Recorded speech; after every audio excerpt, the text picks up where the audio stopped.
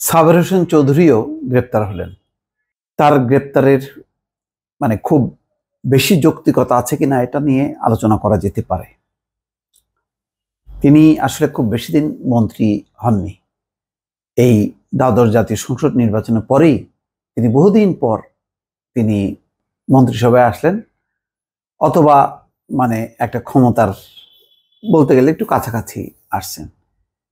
শেখ হাসিনা তাকে অনেক দূর ঠেলে দিয়েছিল। 1/11-এর সময় যে রাজনৈতিক পট পরিবর্তন, সেই রাজনৈতিক পট পরিবর্তনে কয়েকজনের ভাগ্যের বিপর্যয় ঘটে। তার মধ্যে ওই আমির হোসেন আম্মু আছে, তোফায়েল আহমেদ আছে, এরকম আরো কয়েকজন, সুরজিৎ সেনগুপ্ত। তো তারা যাই কিভাবে যেন আবার ব্যাক করতে পারছে। কিন্তু সাবের হোসেন চৌধুরী ছিল আরো ডিপে, একেবারে শেখ হাসিনার পরিবারের মধ্যে তিনি ঢুকে গিয়েছিলেন, একেবারে রাজনৈতিক সচিব ছিলেন ওইরকম পর্যায়ে, শেখ হাসিনার ব্যক্তিগত পর্যায়ে।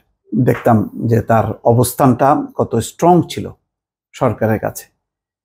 সেই মানুষটা ওই 1/11-এর বিপর্যয়ে সামরিক বাহিনীর সাথে তার কিছু বৈঠক, সেই বৈঠক শেখ হাসিনাকে না জানানোর কারণে তিনি বিচ্ছিন্ন হয়ে যান। এটা বড় ধরনের একটা বিপর্যয় ছিল। তারপরে তিনি নমিনেশন পেতেন, এমপি হচ্ছিলেন বিনা ভোটে, ওই 2014, 18 এবং সর্বশেষ। তারপরে যেটা পরিবর্তন দেখা গেল যে এই দ্বাদশ জাতীয় সংসদ নির্বাচনের পর তাকে মন্ত্রিসভা পর্যন্ত তিনি আসতে পারলেন, এইটুকুই। কিন্তু এর আগে অনেক প্রভাবশালী ছিল। তিনি আবাহনী ক্লাবের সভাপতি ছিলেন।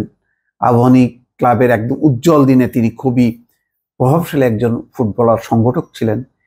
তারপরে বাংলাদেশের ক্রিকেটকে আন্তর্জাতিক পর্যায়ে উন্নীত করা, টেস্ট মর্যাদা, তারপরে ওয়ানডে ক্রিকেটের মর্যাদা, এই মর্যাদাগুলির সময় কিন্তু তিনি বিসিবির খুবই সফল একজন সভাপতি ছিলেন।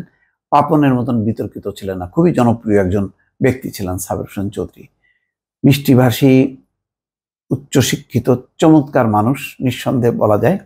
অন্য ধরনের তার ব্যক্তিত্ব, যেখানে তার পড়াশোনা সবকিছুই হচ্ছে পশ্চিমা ধাঁচের, কিন্তু এই মানুষটা শেষ পর্যন্ত হারায় গেল। হ্যাঁ, একটা বলা যায় যে তিনি নৈতিকভাবে অপরাধী। শেখ হাসিনার সংস্পর্শই ত্যাগ করা উচিত ছিল। এই 15 বছরের দুঃশাসনের মধ্যে তার থাকা উচিত হয়নি, এটি বলা যেতে পারে।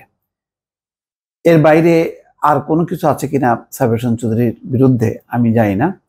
এর মধ্যে দুর্নীতি, অনিয়ম কি এমপি থাকার সময় কিছু করেছেন নাকি করেননি আমি জানি না।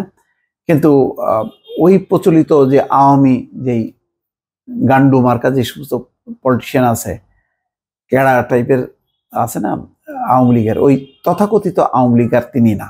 তিনি একটু আধুনিক মন মানসিকতা সম্পন্ন, যথেষ্ট প্রোগ্রেসিভ, বুদ্ধিমান, অনেক কিছু বোঝেন, তেমন একজন মানুষ। কিন্তু আজকে ওই শেখ হাসিনার দুর্ভাগ্যের সঙ্গে তিনি শেষ মুহূর্তে আটকে গেলেন। দর্শক ভালো থাকবেন, আল্লাহ হাফেজ।